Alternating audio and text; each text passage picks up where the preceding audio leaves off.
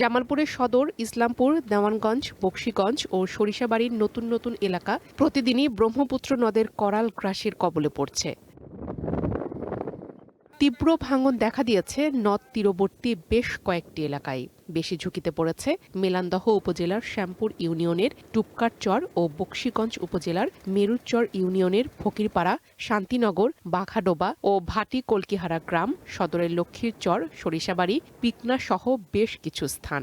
এরই মধ্যে মেলান্দহ ও বকশীগঞ্জ উপজেলার দুটি স্থানে ৬ কিলোমিটার এলাকা ব্রহ্মপুত্রে বিলীন হয়েছে। নদীর গর্ভে হারিয়ে যাচ্ছে চরাঞ্চলে অসহায় মানুষের ঘরবাড়ি ও বিস্তীর্ণ ফসলের মাঠ। অসহায় মানুষদের পাশে দাঁড়ানোর আশ্বাস দিয়েছেন স্থানীয় জনপ্রতিনিধি। লাইফে কখন কি হয় গ্যারান্টি আছে, তাই ইন্স্যুরেন্স করুন সিটি ব্যাংকে, কারণ ইন্স্যুরেন্স করলে সিটিতে সুরক্ষা পাবেন নিশ্চিতে। ঘরবাড়ি, গুচ্ছগ্রাম, গুরুস্থান, মসজিদ ভাঙা খুব শুরু হয়েছে, কিন্তু আমার ইউনিয়ন পরিষদ ইউনুসারের বললে আমাদের যতদূর সাহায্য করার দরকার আমি সাহায্য করব।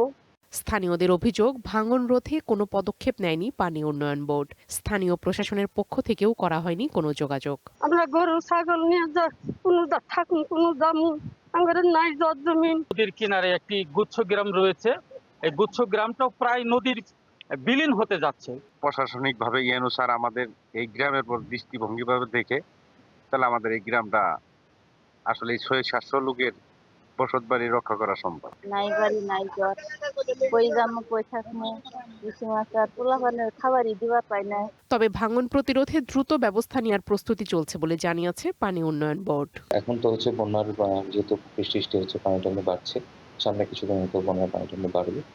বাট আমরা বন্যার যাতে নদী পাড়টা যেন ভেঙে আনা যায় এরকম যত দ্রুত সম্ভব আমরা ব্যবস্থা গ্রহণ করার চেষ্টা করছি। এদিকে গাইবান্ধা, তিস্তা, যমুনা, ব্রহ্মপুত্র সহ সব নদীর পানি কমছে, কিন্তু বেড়েছে স্রোত। পানি উন্নয়ন বোর্ড জানিয়েছে অন্তত 43টি পয়েন্টে বেড়েছে ভাঙনের তীব্রতা।